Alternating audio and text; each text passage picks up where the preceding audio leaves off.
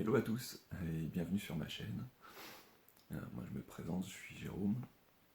Et comme vous l'imaginez, je suis pas un enfant des réseaux sociaux, je suis pas un youtubeur, encore moins un influenceur.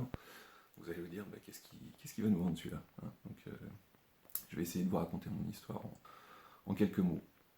Il y a quelques années de ça, c'était à peu près la moitié de ma vie et j'ai vécu ce qui aurait pu être la fin de ma vie, ce qu'aurait dû d'ailleurs être la fin de ma vie. Et en fait, ça a commencé par une grippe, ou un truc qui ressemblait à une grippe.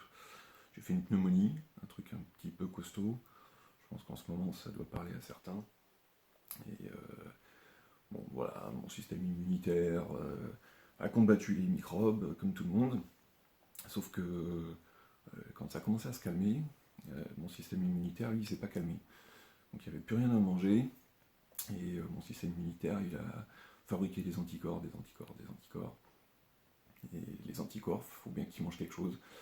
Et ces anticorps, en fait, ils se sont retournés contre mon corps et ils ont grignoté mon système nerveux. Donc j'ai eu une maladie auto-immune, un truc un peu costaud. Et en quelques jours, je me suis retrouvé tétraplégique. Alors, je le dis tout de suite, je suis pas médecin, donc je vais peut-être employer des termes qui sont pas forcément les bons, mais je pense que tout le monde comprend. En fait, quand je dis tétraplégique, je pouvais plus bouger du tout tous les membres inférieurs.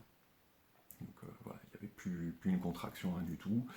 Et au niveau du haut, je pouvais bouger un petit peu la tête comme ça, un peu les épaules, quelques mouvements dans les bras, mais je ne pouvais pas faire ça. Donc je me suis retrouvé vraiment dans la situation d'intouchable. Voilà. On ne bouge pas et on dépend de tout le monde. La chance que j'ai eue, c'est que c'est une maladie auto-immune. Si vous voulez, je vous en parlerai un jour, je vous expliquerai comment ça fonctionne. Et au bout de plusieurs années, après des années et des années de kiné, j'ai beaucoup récupéré. Et d'ailleurs, je vous en parlerai aussi. Aujourd'hui, il reste quelques séquelles, mais on va dire que c'est quasiment invisible. Donc, je vous parlerai aussi du handicap invisible. C'est encore un chapitre qu'il faut que je vous explique aussi. Donc voilà, aujourd'hui, je suis revenu de tout ça. Ok, mais vous allez me dire, bah, d'accord, mais le mec il a pas eu de bol, d'accord, mais si tous les mecs qui n'ont pas de bol, ils se mettent à faire une chaîne YouTube, voilà quoi, ça va faire beaucoup de monde. Vous n'avez pas tort. Mais le truc qui fait qu'aujourd'hui je me dis il faut que je me lance, il y a deux raisons en fait. La première, c'est que je me dis, avec tout ce que j'ai vécu, j'ai quand même frôlé la mort. Si j'étais parti, je serais parti avec un énorme fardeau. Et j'ai eu beaucoup de temps de réfléchir, et j'ai énormément de chance de pouvoir recommencer, et quelque part, de mettre à profit le temps qui m'est donné pour régler certaines choses. Donc la première raison, je me dis, alors ouais, ça n'a pas été drôle, je ne vais pas vous mentir, j'ai passé des moments pas cool. Si j'avais pu apprendre tout ce que j'ai appris à travers cette maladie, sans avoir à vivre tout ça, j'aurais fait un truc énorme. Alors je sais que quand on vit pas les choses, on a beau vous dire, j'avais lu des bouquins, voilà, le bonheur c'est comme si, il faut faire comme ça dans la vie, etc. Quand on les vit pas de l'intérieur, voilà, on n'en retire pas forcément tout.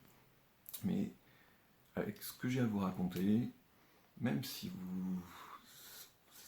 vous en reste 10%, je me dis, ça sera toujours ça de prix. Et d'ailleurs, je pense que si je suis pas parti, c'est sans doute pas un hasard. Alors, on croit pas, mais moi je suis convaincu que c'est pas pour rien et que aujourd'hui, il faut que je mette à profit ce temps pour aider les autres. Et au moins, voilà, si ça peut aider des gens à se dire, ah putain, à travers son histoire, c'est vrai que ça me fait comprendre 2-3 trucs et peut-être que je vais voir la vie différemment, parce qu'aujourd'hui, c'est clair, je la vois vraiment différemment, et ben j'aurais gagné mon pari. La deuxième chose, et là je sais plus ce que c'est la deuxième chose. La deuxième chose, et en ce moment je regarde de vidéos YouTube, un peu tous les sujets, et je suis tombé par hasard sur deux personnes qui ont des chaînes YouTube. Il y a Julie. Alors Julie, en fait, elle a l'âge de ma fille, et elle a été brûlée très gravement, très jeune. Et voilà, maintenant elle fait des vidéos, et je trouve que ça donne une énergie quand on écoute cette fille-là. Si moi j'avais pu avoir ces vidéos-là pendant qu'il fallait que je me batte, il y a des jours où vraiment ça m'aurait aidé. Et il y a une autre personne où j'ai vu que ces vidéos qui m'ont aussi. Où je me suis dit waouh, c'est Aurélie. Aurélie, elle a perdu une jambe, pareil, elle est assez jeune. Et voilà, elle a fait un projet, elle a traversé toute la France pour aller dans les centres de rééducation, expliquer son histoire, apporter du soutien. Et quelque part, tout ça, quand on est en plein milieu du combat, et que ce soit une maladie ou autre chose, ou il y a des moments où c'est compliqué. Moi j'avais des bouquins, ça m'a aidé, mais si j'avais eu tout ça, je pense que ça m'aurait donné un peu plus de pêche, et je sais qu'à un moment il en faut de la pêche. Donc voilà, encore une fois, dans mon histoire, dans tout ce que j'ai à vous raconter, s'il n'y a qu'une seule personne qui regarde ça et qui se dit ah ouais putain, le mec il a fait ça, et quand même aujourd'hui il arrive à ah putain, il faut peut-être pas que je lâche. Et ben c'est pareil, j'aurais gagné mon pari. Donc voilà, je sais que, enfin, je sais pas exactement tout ça comment ça marche, mais je pense que vous devez pouvoir me laisser des commentaires, me dire si c'est bien, pas bien, ce que vous avez envie que je vous raconte. Euh, je peux vous parler de la maladie, de l'hôpital, de la perte d'autonomie quand on dépend de tout le monde, parce que je mangeais à travers un tuyau, il fallait que je sonne pour que on vienne me gratter quand ça me grattait. J'ai réappris tout, réappris à manger, réappris à me mettre assis, réappris à ramper, comme les enfants, vraiment tout comme les enfants. Réappris à se mettre à quatre pattes, à se mettre debout, à faire quelques pas, à être fatigué. Euh, alors petite anecdote, j'ai récupéré, comme je vous montrerai avec mes mains, maintenant j'arrive à faire beaucoup de choses.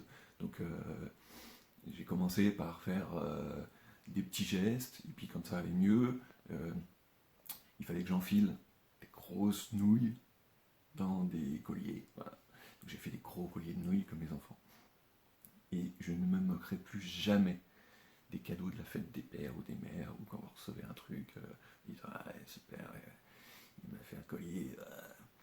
Parce que quand on est un môme de 2-3 ans, parce que c'est à peu près ça le système nerveux que j'avais, c'est hyper compliqué d'enfiler une putain de nouille sur une espèce de corde, et surtout de recommencer ça. Donc voilà, j'ai fait ça, après les nouilles sont devenues des nouilles un peu plus petites, après c'est devenu des perles, j'ai fait des Lego, des trucs. Donc voilà, j'ai passé énormément de temps en centre de rééducation. Et puis je suis rentré chez moi, j'ai fait de l'hôpital de jour, et j'ai continué, la kiné, j'ai repris le travail, et tout s'est pas passé exactement comme j'imaginais. Donc voilà, tout ça je pourrais vous raconter. Euh, il y a des choses à retenir de tout ça. Et aujourd'hui je me suis reconstruit, j'ai encore des choses à faire, j'ai des projets. Mais voilà, j'ai vu des gens comme Philippe Croison. C'est quelqu'un que j'admire énormément. Philippe Croison, pour ceux qui ne savent pas qui c'est le mec qui n'a pas de bras, pas de jambes. Mais malgré ça, il s'est amusé à traverser la Manche, il a fait le Dakar. Enfin, voilà, le mec, respect chez respect. Et il y a un autre gars que j'ai découvert par hasard, en fait. C'est un mec qui habite la même commune que moi. Et un jour, ma fille qui faisait du basket, elle a été invitée par le maire à une cérémonie de remise des médailles parce qu'ils avaient bien fait, ils avaient fait une super performance ou un truc comme ça. Et ce jour-là, dans les guests, il y avait un type, machin, je vous le présente, Eric Dargent, vice-champion du monde handi surf. Voilà, handi surf. Le type, en fait, il a eu un accident, voilà. Donc il a perdu l'usage d'une jambe, et malgré ça, avec sa prothèse, il est vice-champion du monde de surf. Voilà. Alors moi, je vous montrerai, j'ai tous mes membres, alors il y a des trucs qui marchent moins bien, j'ai gardé des séquelles, donc les chevilles, tout ça, ça fonctionne pas très bien.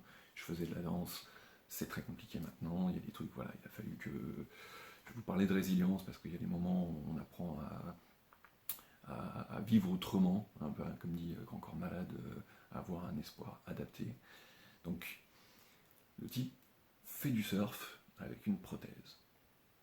Moi, j'ai fait de la planche à voile. C'est pas facile de tenir sur une planche quand on est valide. Ça bouge de partout.